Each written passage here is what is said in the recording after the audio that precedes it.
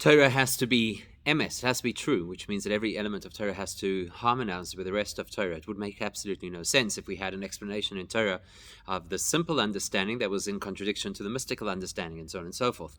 And that's why it's difficult when you look at this week's parasha, when you have Korach in the mystical tradition. The whole story of Korach and his attack on Moshe actually has very lofty ideals, and yet in practice, when you read it in the simple understanding, it just seems to be a horrible rebellion. So how do we reconcile the two? And the truth is that there are a few elements of the story that really don't seem to make any sense. How is it possible that 250 leaders of the Jewish community were willing to take the chance of bringing the Keturah, knowing that doing so could imperil their lives? And how could it be that Moshe even says to them, I actually have the same aspirations as you? This is a rebellion. How could Moshe Rabbeinu have the same aspirations? And what about the fact that Hashem promises us that the people would always believe Moshe? It doesn't look like they actually believe Moshe in the story. Well, that's the first thing. This is not a rebellion against Moshe, and it's not even a rebellion against the concept of there being a Kohen or even a Kohen Gadol. It's more about the fact that they all wanted in. They all wanted to have this opportunity, and they believed that just as the power of davening can change a person's destiny, you can actually change your position in the community too. They were wrong, and Moshe had to illustrate to them why they were wrong. But there's an incredible take-home from this, because the aspiration is actually positive, and we should learn from that. So the application was wrong, but the aspiration should be there to want to be a Kohen Gadol. And in order to understand that, we know that there are three elements, three segments of the Jewish community: the regular people, the Leviim, and the Kohanim, which actually represent three dimensions of the Jewish experience: mitzvah observance, Torah learning, and the ability to give yourself with Mesiras Nefesh, absolute commitment to Hashem. And that's the aspiration. So the Rebbe gives a beautiful insight into Korach's rebellion based on just trying to reconcile the mystical explanations and the practical way that the story is told. Says Yodua, as the Torah is Torah Achas. So we know that Torah is one, and all the different elements, the four different dimensions by which you could study Torah, have to all, of course, coalesce into a single Torah. Like the Zohar tells us that the esoteric part of Torah is like the soul, and the exoteric part of Torah is like the body. And just as the two are a single organism, body and soul together, so it must be by Torah too that the essence, or the deeper parts of Torah and the more revealed parts of Torah, are like the body and soul of a single organism. So therefore, we have to understand how things panned out with the story of the debate, the argument, the rebellion of Korach. When you look in Chassidus, you look in Kabbalah, you'll see that Korach is elevated to a very high stature. He was no ordinary individual. He was a person with some kind of prophetic insight. He was a person who had connection to very high, lofty spiritual ideals. Therefore, in Chassidus, we talk a lot about how great his argument was, that it wasn't just rabble-rousing. In fact,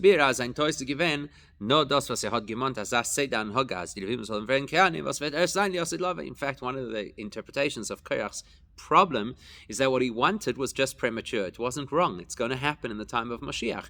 He just insisted on having it prematurely, and that was the problem.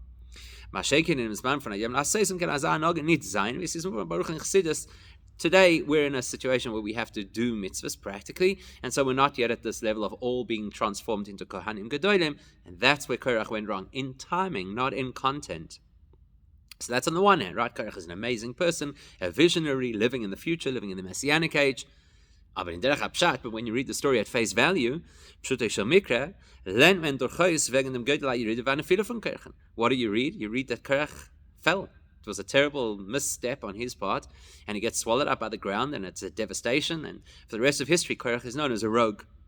Read the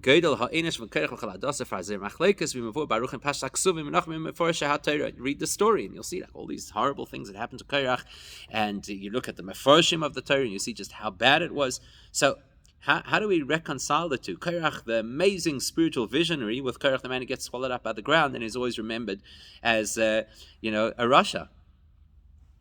So, kein starke Kasche ist das Taka nicht. Warum Chochas Terachas ist doch fort jeder Chelik B'Torah Shaykh zu einer andere Olam und Madrega. Okay, listen, it's not the biggest question you'll ever ask because, yes, of course, the whole Torah has to coalesce into one, but there are different levels, and from different levels you gain different perspectives, and through different perspectives you read the same story completely differently. Like you see, each part of Torah has its specific rules of how it operates. But Becholzos might not be the biggest question, but Becholzos for sich hasvara. We still have to explain it. When we bald as die Dalet Chilke HaTorah sein in Nege die Dalet Oilames, was ein Oilam wird nicht stalsche von dem Zweiten. When we understand that the four levels of how you learn Torah, Pshat, Remez, Drush, and Sod, are a reflection of the four worlds, Atzilus, Bri, Yetzirah, and Asiya, where each world is an evolutionary result of the preceding world, so then it has to make sense. Darf auskommen als ich in Chelek HaPshat, darf sich heraussagen in a gewissen Prat al kol ponim, die Meile von Korach v'Tai Nosei. So if there's an evolutionary process, by the time we arrive at Pshat, we're seeing the story in its most basic level, true, but it has to track back to the most spiritual level, and there Korach was put on a pedestal. So at least in the Pshat of the story, there's got to be something positive about Korach and about his whole push against Moshe and Aaron. So we have to find the Meile from Korach v'Tai Nosei, what is expounded on in the deeper levels of Torah has to at least be evident in the entry level of Torah. So what is great about Korach in the simple reading of the story? Now before we can get there are three questions that we have to raise. In order to understand this, let's just explore the way the story is told, which will raise these three very important questions, and actually quite obvious questions when you think about them. Aleph. Wie haben die 50 Ish Masken gewähnt zum Akriv sein Keteres, wie Moshe Rabbeinu hat sie ausgeprüft? First question. How did the 250 great sages, leaders of the Jewish community, agree to Moshe's challenge that they should bring Keteres?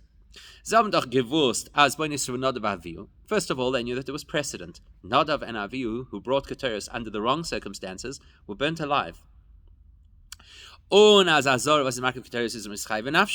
knew the halacha. The halacha is that if you're not a kohen and you bring keteres, it's a capital offense. So, why did they take the chance? Und das, was wird bewohnt im Medisch und Pirshashe v'le tipshim hoyu shekach hisre b'hem v'kibla aleim lekarev elahim chot al nafsheisam. So Rashi says, for example, that they were not fools and they knew exactly what they were getting themselves into, and they had been warned, and they took their life in their own hands. Still, darf es aber asbora. Was hat sie gebracht als Achet zum Abgesehen sein Leben? You got to understand. Okay, so they were stupid, but why? What compelled them to do something that was so out of line, that was so dangerous, that is so antithetical to Torah? That's question one. These are not ordinary folk. They're leaders of the community. How did they expose themselves in such a terrible way to bring the Keteres that could imperil their lives? Question number two. Base steht im Medisch schon in Pirshashe when it gets to Dibur Moshe. It's interesting. Both the Medrash and Rashi quote that when Moshe says to them, "This is what you should do: take these pans and bring keteres." So what does the Medrash and Rashi say? As Moshe had Masber given, and Moshe said and explained to them, we only have one God, only one Kohen Gadol. And you all 250 want to be Kohanim Gedolim. There's only one. And then he says, it's actually something I want as well. It's incredibly difficult to understand this.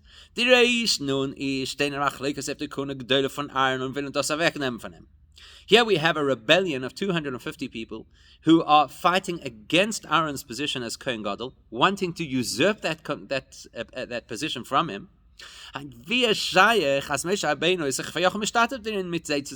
Moshe give any credibility to what they're arguing? Because that's what it sounds like. He says, I'm with you. I get you. I understand you. Even though he only said it, it's not like he supported their cause. But the fact that Moshe Rabbeinu should use such an expression, say, I also want that sounds like a huge endorsement of their argument. Why did Moshe have to say it in the first place? What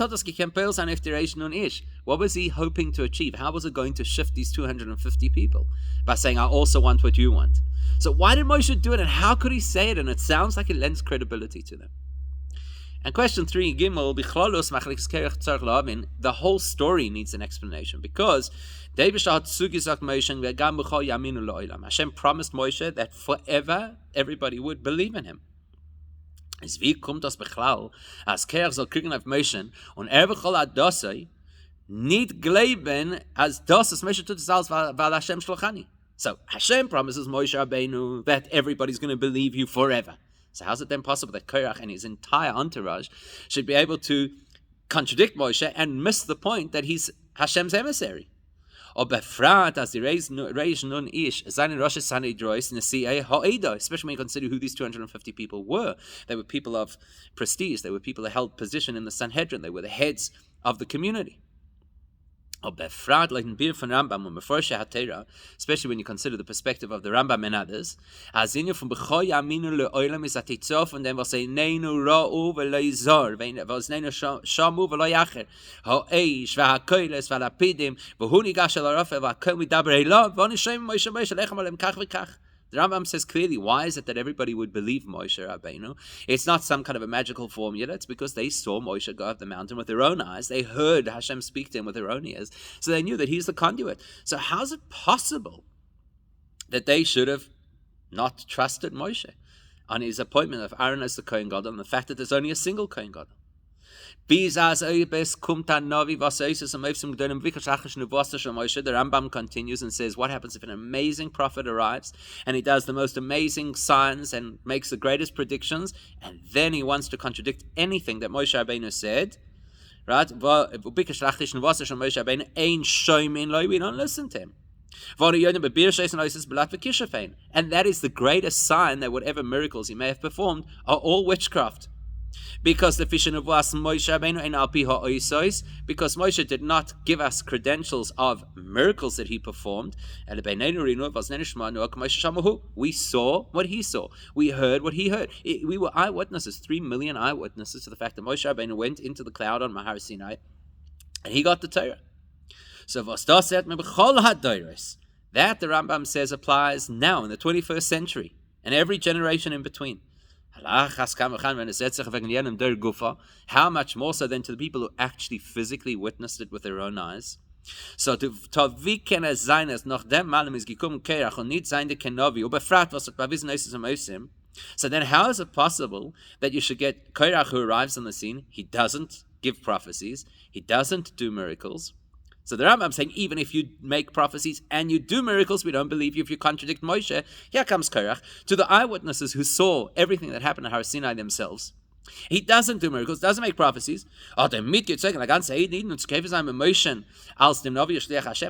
earth was Korach able to round up such a following of people to contradict Moshe? It sounds impossible. Unless, of course, what Korach is saying does not sound like a rebellion, and what Korach is saying maybe sounds a lot more kosher than we expected, then it would make sense that he could get a following. So the Birbo's explanation is, this is Meferish and Pasuk, is Kavonis Machlekes Korach v'Ados Gevena soll bleiben und sein Kehuna, nor ze alle sollen sein Kehanim gedonim, uvikashtem gam Kehuna. So the first clue is not as you might think with a perfunctory glimpse. You might think that what happened over here is that Korach had an issue with the idea of a Kohen or the idea of a Kohen Gadol. That's not true. Korach was absolutely in favor of Kohanim and of Kohanim Gedolim. He just thought that everybody should have access. So that's a nuance, but it's very important. As in sein Kriegen auf Moshe hat Korach nicht gelegen, dass Moshe ist der Shliach Hashem und als das, was hat getan, früher Kelkone kommt nicht von Nebischen. Korach is not arguing that Moshe is not the representative. Korach is not arguing that Moshe made decisions that were inappropriate decisions. That's usually how people read the story. Korach criticizes Moshe for nepotism. You've appointed family members to high positions. But the truth is, that's not what Korach is saying. Korach is not saying what you did was wrong and you are no longer the official representative of Hashem. Nor hat gehalten, as if das, was Moshe hat getan, ab Yahweh, kann mir Moshe sein, oder man kann entern. But his opinion was, we can shift things. Moshe Rabbeinu did what he had to do. That was his shlichus. And we have a shlichus of our own to expand the protocol or to shift things around a little bit. What does that mean? So Korach was thinking like this. Al derech wie durch tefillah vakasha kemen ois beten as dei bishtel so verbeiden arop na gzadin v'chayotze bozeh. Using the same logic that says, Hashem decided that somebody should have no money, God forbid. Hashem decided that certain person should be ill, God forbid. What do we stand back and say, okay, the illness is Hashem's shliach, the business collapse is Hashem's shliach, we're not going to do anything. Not at all. We daven. We say we want to expand things. We want to make things more accessible, more opportunity. So let's do the same thing here. And we are gesehen in the move to formations for the Egel. In fact, Korach says, look, the Eibishter himself said after the Egel that he's destroying the Jewish people. God forbid. Right? Moshe Rabbeinu goes up onto Har Sinai and he negotiates and he davens and he succeeds. And he's able to change the outcome. And the same thing happened after the Meraglim. So Korach said, I learn a lesson from this. There is an opportunity to change things from the way that they were originally designed, even if it was designed by Hashem through his shliach. As man kann Peil sein, as der Eibishter soll zunehmen die Gedäule von Aaron, und das sie begeben zu Kirchen. As far as he was concerned, it is possible to daven, and now I should be the Kohen Gadol. So up until now, Hashem's plan was that Aaron should be the Kohen Gadol, and now through my davening, I can earn the opportunity for me to be the Kohen Gadol. Befragt, als bei Kunde gefällt mir Tage, als früher habe das Kehanim Scheich gegeben zu Becheres und dennoch alle Dechet hat mir das von sie zugenommen und umgegeben zu Shevel Aaron Vona. He says, there's precedent. Originally, it was supposed to be the firstborns who served in the Mishkan. They lost that opportunity. It was taken from them. It was given to Shevet Levi, of which Korach says I'm a part. So there's precedent. Just like the Bechorah was no longer the access point to become Kohanim, so being Aaron is no longer the reason you have to be the Kohen Gadol. Maybe there's an opportunity to mix and match, make a rotational government, give somebody an opportunity to also stand in that position. Now, Korach had a very compelling reason to believe that he was better suited to be the Kohen Gadol even than Aaron was. Why? Why did the Bechorim lose their right to be the Kohanim? Because they participated in the Chet HaEgel. You know who else helped to facilitate? Of course, it wasn't malicious intention, but practically, who else helped to facilitate the Egel Azov? Aaron HaKohen. And Korach says, I'm a Levi. The Leviim were squeaky clean. We didn't get involved at all. I'm actually better positioned to be the Kohen Gadol than Aaron is. So Aaron had some minuscule involvement in the Chet HaEgel. Was der Chet ist doch die Siebe zu welchem hat die Kahuna übergegeben zu die Kohanim. Remember, Chet HaEgel is why we took the Kahuna away from the firstborns and gave it to the Kohanim. Beis die Levim, ganz Shevet Levi und Korach bichlal, wir sind given in ganzen Rein von dem Chet. And Korach says, while Aaron was stained by the Kohen Gadol, we were absolutely immune. My Shevet, myself included. We didn't get involved. Not only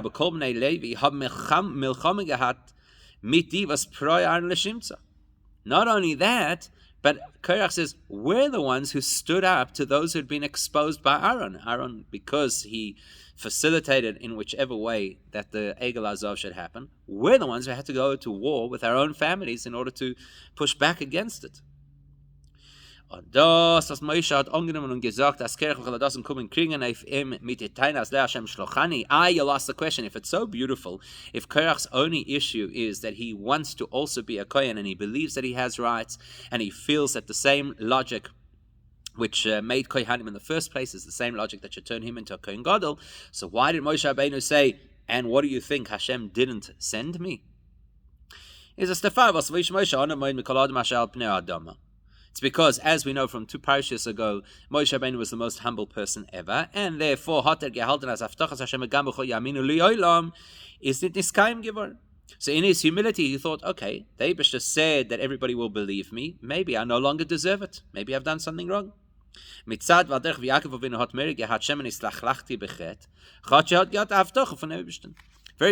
Yaakov Avinu had said, where, maybe I have a promise from Hashem that such and such will happen and I'll be protected and so forth. But perhaps I've lost that immunity because I didn't have Aveira. So Moshe Rabbeinu had a similar thought. Maybe Hashem had guaranteed, and I lost that opportunity because I didn't behave as well as I should have. So therefore he says, let's see, is Hashem, so to speak, still on my side or not? But fundamentally, Korach's argument is that I accept that Moshe Rabbeinu is Hashem's shliach. I accept that Aaron is supposed to be the Kohen Gadol, and now I want to daven for a different outcome, and I have good reason to do so logically, because I actually have a better record in this particular arena than Aaron HaKohen does, so maybe I deserve to be the Kohen Gadol. Now, once we understand that this is not this malicious rebellion against Moshe Rabbeinu, then it becomes easier to swallow the concept of 250 leaders of the community being part of this. Move on. So there's 250 people. That was never their intention to rebel directly against Moshe, to fight against Moshe. They just wanted to be Kohanim Gedolim like Korach did. Rashi says that. Rashi says that Moshe said to the 250 people, I know you want to be Kohanim Gedolim. So there's their motivation. Their motivation is not to uproot Moshe, to unseat Moshe. Their motivation is, we want to become Kohanim Gedolim. Wer Shlomo als Korach hat gewollt sein alleine kein Gadol bimkoim Aaron, und die Reish nun ish haben gewollt alle sein Kohanim Gedolim benoisaf if Aaron kein Gadol. In fact, you could even make a distinction. You could say Korach was the one who dafka wanted to replace Aaron HaKohen, and the other 250 were happy with the idea of having many Kohanim Gedolim. And we see that because Rashi tells us that Moshe Rabbeinu said to them, is only one Kohen Gadol. That implies that their thinking was that there could be many Kohanim Gedolim. So their attack is actually even softer than Korach's. Korach's attack, which we now can justify from a logical perspective, even from a spiritual perspective, is to unseat Aaron HaKohen, and the 250 supporters don't even want to do that. They just want in. They want an opportunity. They also want to experience being Kohanim Gedolim. So what's the big chap? Why the compulsion to want to be a Kohen Gadol? What's so attractive about being a Kohen Gadol? It's not necessarily the highest paying job, right? So what is it? Even though it says, right, that the other Kohanim had to contribute to his finances. So both the Midrashim and Rashi explain. You want to understand what drives these people to want to be Kohanim Gedolim? Well, here's your first clue. It's something so attractive that even Moshe Rabbeinu himself wants it.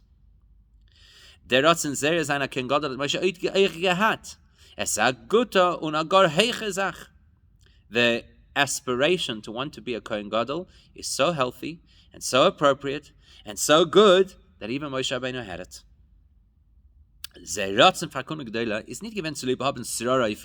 They weren't looking to have some kind of authority in the community where they would be a notch higher than the rest of everybody else.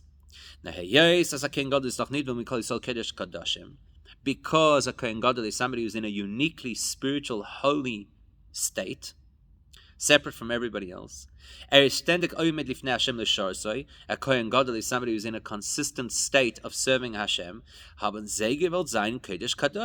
wanted to be like that. They wanted to be holy. Isn't that a beautiful aspiration? In the Bechina Umadrega from Kohen Gadol, they wanted to experience the closeness to Hashem, the commitment to Hashem that a Kohen Gadol experiences. Now, can you fault somebody for that? Can you tell them that this is a bad aspiration? That is a great aspiration. And that's what Moshe had to tell them. He had to tell them that your aspiration is good, it's appropriate, it is encouraged. Even I have that aspiration. But you have to know how to distinguish between aspiration and application. So you should, and it's appropriate to aspire to be a Kohen Gadol, to have that closeness to Hashem. Simultaneously, you need to acknowledge, practically there's only one Kohen Gadol, and that ain't going to change. But they didn't take that sitting down. They were so sold on the idea of being a Kohen Gadol that they said, we're willing to bring the Keteris like a Kohen Gadol does. Even once they were conscious of the fact that Moshe warned them that it would be the destruction of them, they seien great given auf dem abile fi shoton die avoide kedusha lam le shoys lifna Hashem durch dem sein bekrovas in Hashem bedugas not of aviu. They were willing to do it. In their minds, it was worth the risk to have that once-off opportunity to experience what it is to be a Kohen Gadol, very similar to Nadav and Avihu, who wanted to have that once-off experience to be able to be Kohanim Gedolim. That's exactly what they wanted. In fact, this is similar to the explanation that's given about the second Beis Hamikdash, which is such a fascinating paradoxical time, because you had individuals who were totally ill-suited to be Kohanim Gedolim. They knew that if a person went into the Kodesh HaKadoshim on Yom Kippur, unsuited for the position, the person would die, and they still wanted to do it year on year. One after the other, these Kohanim Gedolim died on Yom Kippur. And yet they went to pay for the opportunity to go into the Kodesh HaKadoshim as a Kohen Gadol and die. It seems so illogical. Once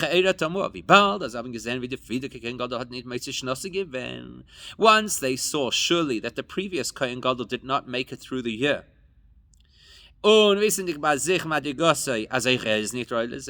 and knowing with a little bit of introspection that they were as not deserving of the Kahuna Gedola as the previous candidate,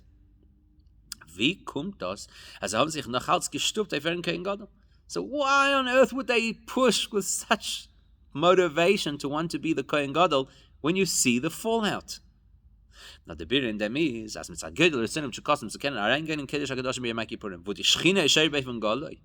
The only explanation is that don't write these people off as the most horrific, bribery-induced leaders. Understand that they also had a yearning and an aspiration, because to be in the Kodesh HaKadoshim and Yom Kippur and exposed to the Shechina in the most overt way is an aspiration. Amazing thought. It was worth it for them knowing that they would not survive the year. So there's this correlation between the 250 supporters of Korach and the Kohanim Gedolim of the second Beis Hamikdash. They both have the same aspiration. Sometimes people believe that it is worthwhile to do something that comes at huge risk, even risk to your own life, for that amazing spiritual opportunity. If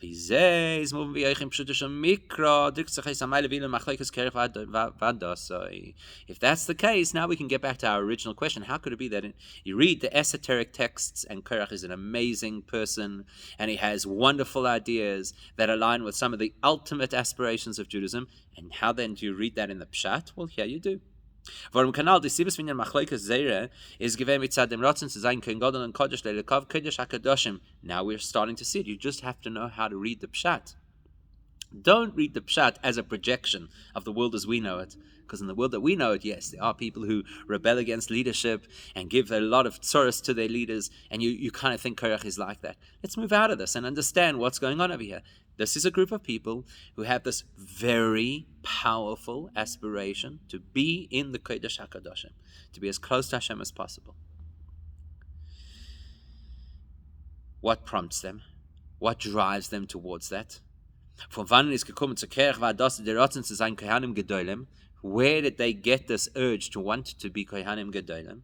Is das mudgosh bidvarav. You see that in the words of Korach. Again, go back and read the Pshat. The Pshat actually holds the keys. What does the Pshat say? He says, Ki cholo eida kolum kedoshim v'soicham Hashem u'madua tisnasu gamer. Every single Jew is holy.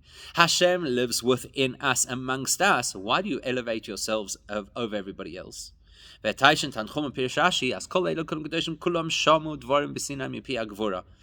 points out from the Medrash Tanchuma that effectively what Korach was saying is, we all stood at Har Sinai, we all heard the same words, we all had the same exposure to Elikus. Therefore, so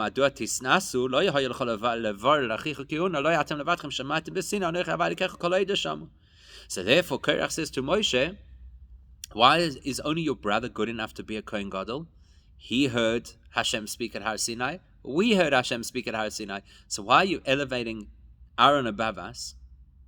In other words, in the introduction to Matan Torah, Hashem said the entire nation are going to be a kingdom of Kohanim. We heard that, Korach says. The Baal HaTurim explains that at the time of Matan Torah, every single Jew was elevated to the level of Kohen Gadol.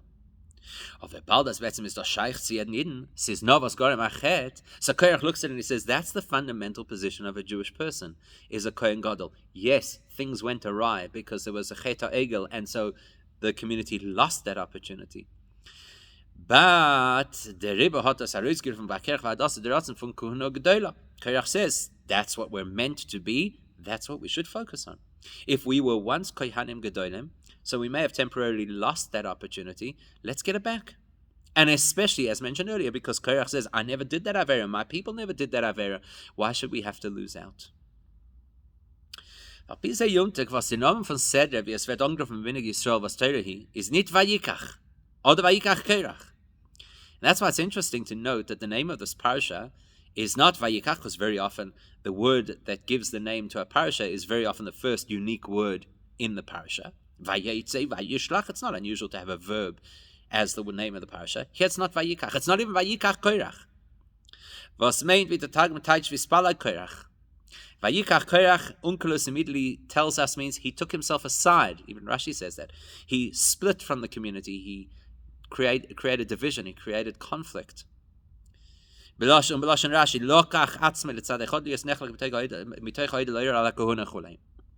Rashi says, Vayikach implies dafka the act of undermining the community, of splitting from the community. That's not what we call it. What do we call it? Not the Rod Korach Alein. We call it Parasha Korach.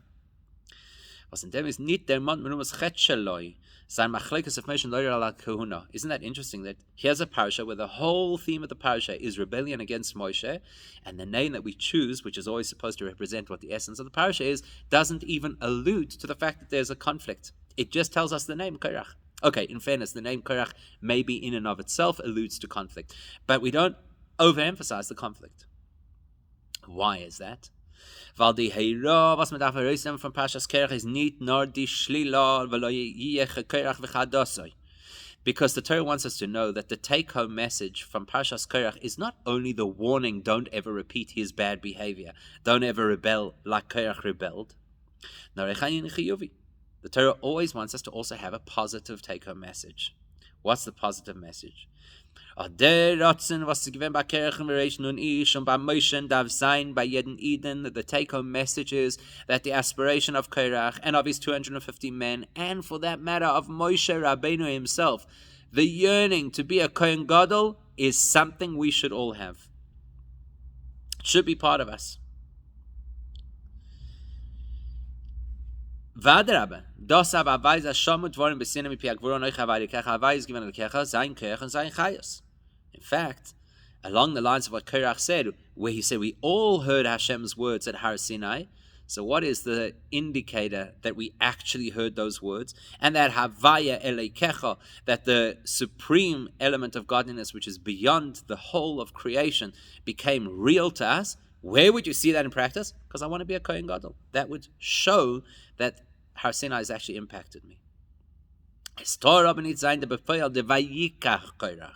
The only mistake that Korach made, and that we have to learn to avoid this mistake, is not to translate that aspiration into some kind of communal friction, into some assertion of self to say, I deserve a position. That you can't have. To start conflict and to attack the kahuna, that's treif. Absolutely treif. Und wenn Befehl sein der Kohen Gadol, to attack the Kohen Gadol appointed by Hashem via Moshe, and then to want to be that Kohen Gadol in practice. For him says, don't know Kohen Gadol echad, that is wrong, because there's only one Kohen Gadol appointed by Hashem. Der was der Eibischte hat Beiche given. Der Ratzen dazu darf aber bleiben, roitze bekach. And that's actually what Moshe Rabbeinu tells them. Af ani roitze bekach. It is something that I want, and that's where it ends. It's a roitze bekach. It colors my perspective of what I really would want to become. It doesn't translate into how I think Judaism should be practiced. But you could still ask a question. Shevet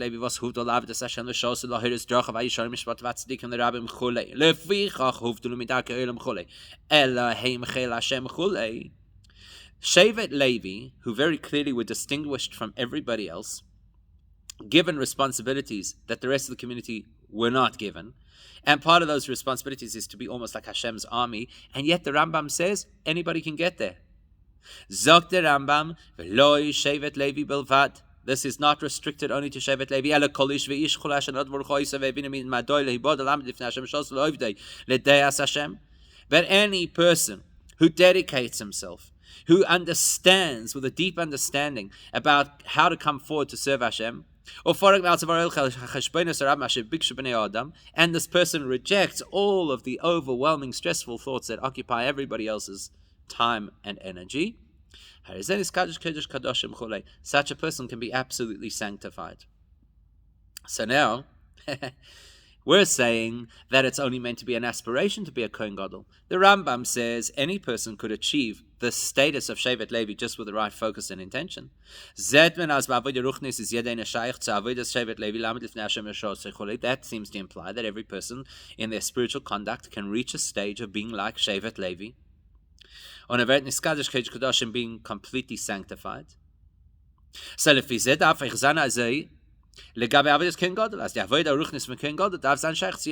surely the logic says, if, like the Rambam tells us, any ordinary person could reach a level of dedication to Hashem that makes them akin to a member of Shevet Levi, surely extend the logic and say, and if a person pushes even further, they could become like a Kohen Gadol. So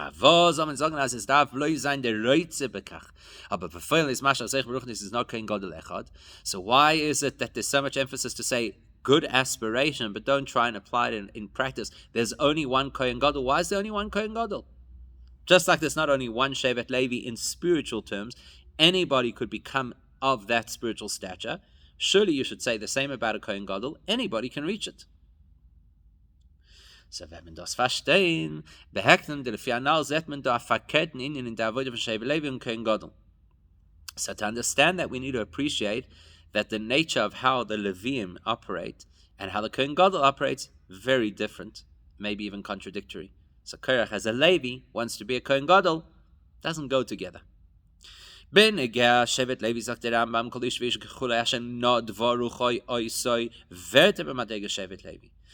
describe the type of avodah that Shevet Levi can do, the Rambam opens it up and says any person who volunteers to involve themselves in this kind of avodah, absolutely. Aber nicht, sagt aber nicht, dass jeder eine darf wählen und sich mistadel sein, zu sein, der Beginner mit Derge von Levi. But the Rambam doesn't say you have to do it. The Rambam says if you would like to, any person that shall not for ruchoi, any person who volunteers to take that higher grade type of avodah, by all means. Yet, when it comes to a Kohen Gadol, while nobody could become a Kohen Gadol, interestingly, everybody is supposed to aspire to it. Why is that? Well, I mean, what is this? Some arbitrary division between a Levi and a Kohen, or specifically a Levi and a Kohen Gadol? So in order to understand that, we have to understand that there are three layers, three levels of spirituality that we could achieve, that are represented by three different ways of how we serve Hashem.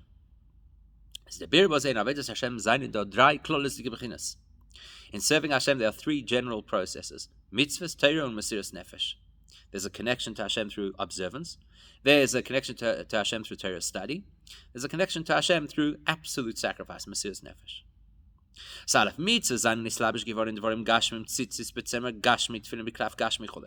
The nature of mitzvahs is they're very tactile. They play out in physical things. If you want to do the mitzvah of tzitzis, you need wool.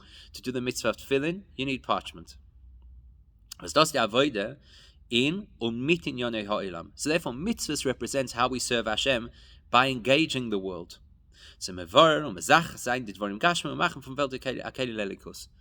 other words, mitzvahs represents how we engage with the world in order to transform the world, that it should become a conduit for godliness. That's one way of serving Hashem. Take the physical world, transform it. Second way to serve Hashem, base.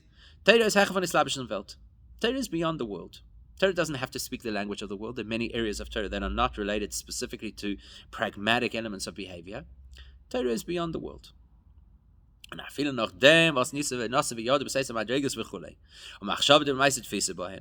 Even after, as the Alter Rebbe says, Torah descended through an evolutionary process, many, many levels, until eventually it is comprehensible to the human mind.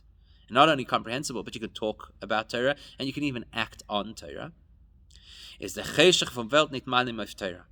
In spite of all of that, the darkness, the spiritual blindness of the world does not impact Torah. Like the halacha says, that words of Torah cannot become impure. So therefore, Torah is fundamentally beyond the world. Mitzvahs are fundamentally engaged with the world. Torah is fundamentally beyond the world. So mitzvahs is the way you serve Hashem with the world, and Torah is how you serve Hashem stepping away from the world. Then the ultimate state is Gimel Mesiras Nefesh, is Hecher al pi Torah from the Midah V'Agbola from Torah mitzvahs. Mesiras Nefesh is where a person goes totally beyond, not only beyond their own limitations, but even beyond the structures of Torah and mitzvahs. In Yones, the Yichud Udveikus Mitelikus, the Manim Midah V'Agbola, and that represents connecting and unifying ourselves with Hashem in a way that has absolutely no restraints. So now we can take these three different ways of connecting to Hashem, mitzvahs, Torah, Mesiras Nefesh, and relate them to the three major categories of Jews. The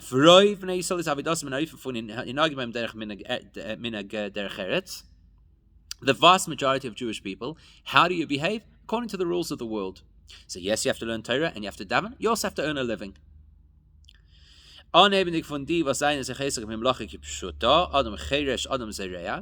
the most obvious category is people who actually are worldly.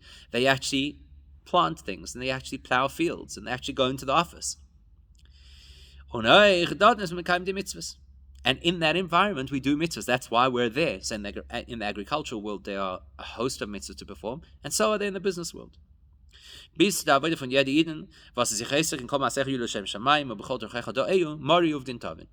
And the truth is, even outside of the business world, anything that we do that is part of mundane life, eating, socializing, exercising, whatever it is, so the attitude of mitzvahs is find a way to engage that with Hashem and elevate it to Kedusha. That's open season. Every single Jewish person is capable of it. Then, based, the avodah from Shevet Levi. Then you have another way of serving Hashem, like the Levim, which is was huvdol lavet as Hashem l'shosei lahira is derech vayisharim mishpat v'tzadikim l'rabim she'nema yori mishpatech liYaakov v'seiroscha l'Yisrael lefich huvdol midak yo'olam chulei. Like the Rambam says that the tribe of Levi has to be separated from the world, separated from the community, in order that they could be in an elevated status and then guide everybody else.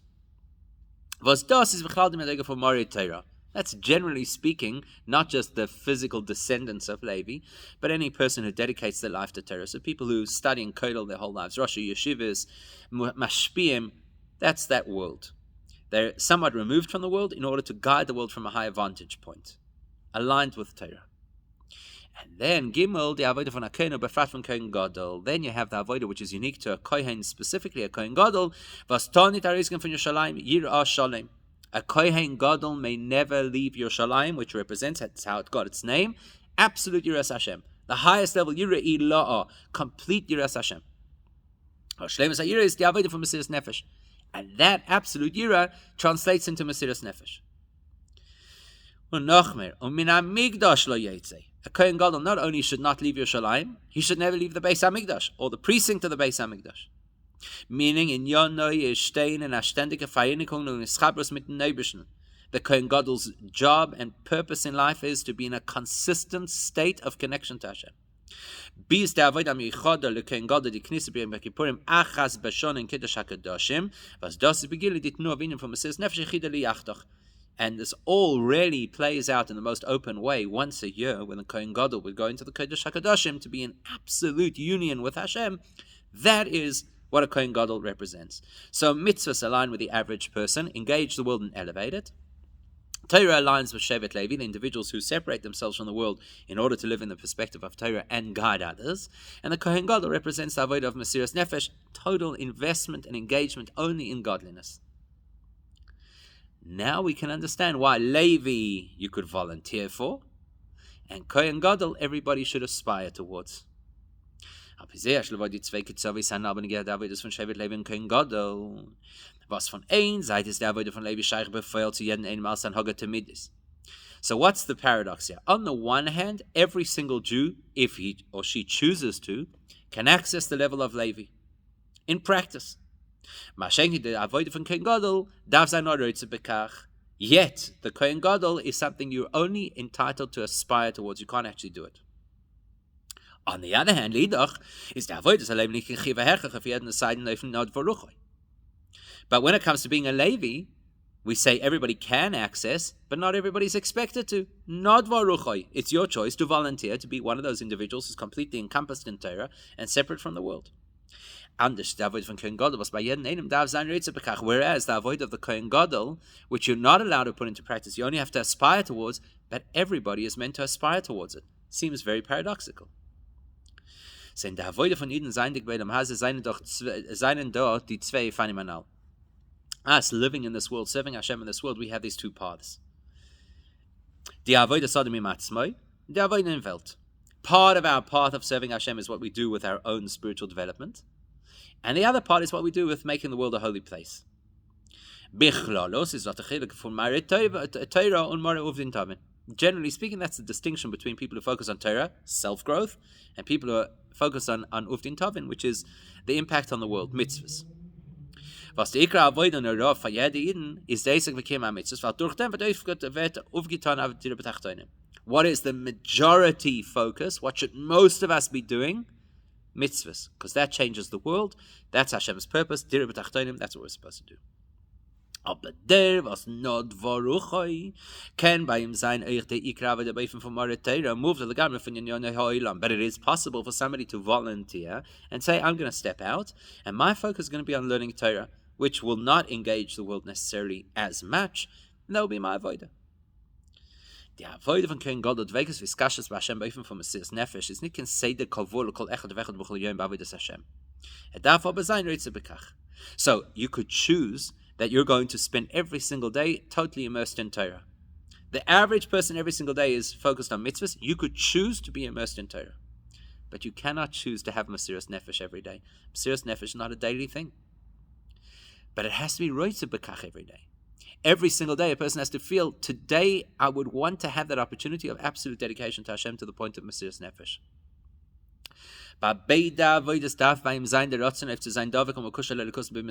It doesn't matter if you're focused on mitzvahs, morei uvdin tavin, or if you're focused on Torah, morei Torah. Both channels should be guided by and informed by a sense of, I want to have absolute dedication. I want to have Mesiras Nefesh. Now, as the kavanah v'ratzon ha'atzmos is, as soll sein an Hashem b'guf b'nei mazin and dort mekayim zotzon Hashem.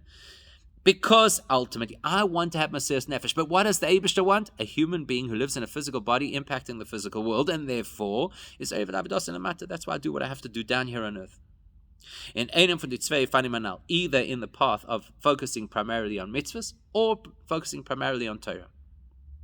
Machen die Welt is in Ikra avoida bei Yonim Gashmi became a mitzvah. Machen die Welt für Adir lo Yisborach. Al da kolponim wie demiyat bnei Adam amaritera aufgescheit von Yonim Gashmi. So either I take the path of the majority, which is to transform the world through activities of mitzvahs, or I take the personal path of focusing on Torah. But in both of them, I have to feel the drive of Mesiras Nefesh. Und Afge B'Shas is dort der Reutze bekach, as der Rotzen Chukka is to sein Dovik Be'elikus. Only when a person really has that not just a drive, but a passionate drive to want to be so connected to Hashem, to the point of Mesiras Nefesh, der mitut manuf b'shleimus in jeder von die beida avodas. That's when you do your avodah properly. So you could have some people who focus completely on mitzvahs, and other people who are focused completely on Torah. But until they have that foundation of Mesiras Nefesh, roitze bekach, I wish to be a Kohen Gadol, totally enveloped in the holy environment. Until I reach that point, I won't do my avodah fully. Warum nicht Welt mit Zadatzma is bei Matachlis bifnei atzmoi, nicht die Precious from Welt is bei Matachlis bifnei atzmoi. Because when I have Mesiras Nefesh, then the world and its opportunities to do mitzvahs is not something independently worthwhile, and Torah and its opportunities to escape the world is not independently worthwhile. The klal is, as the Baal Shem Tov says, wherever a person's rotzen is focused, that's where that person really lives. Und in jeder Avodah is it machshavtet dveikus belikus. If a person lives with roitze bekach, that my whole avodah is, I want to be connected to Hashem, that's actually where I am in my avodah. Und demol des Mezechas wird befehl de Gilui de Yosid, wenn es wird mekuyim werden, as die Levim werden sein Kehanim. then when we do this and we have this roitza bekach, we want to be kohanim gedolim, and that's what drives all of our avoida. That paves the way for the time of Mashiach, where that will be the reality. Levim are upgraded to two kohanim, unochmer yedeit v'tzaymadeus ken gadol. And at that point, every single Jewish person will reach the level of Kohen Gadol. So by us aspiring towards it, aspiring in such a real way that it motivates our avodah to be so passionate and dedicated, that switches on the possibility of getting to the time of Mashiach, where each of us reaches that before.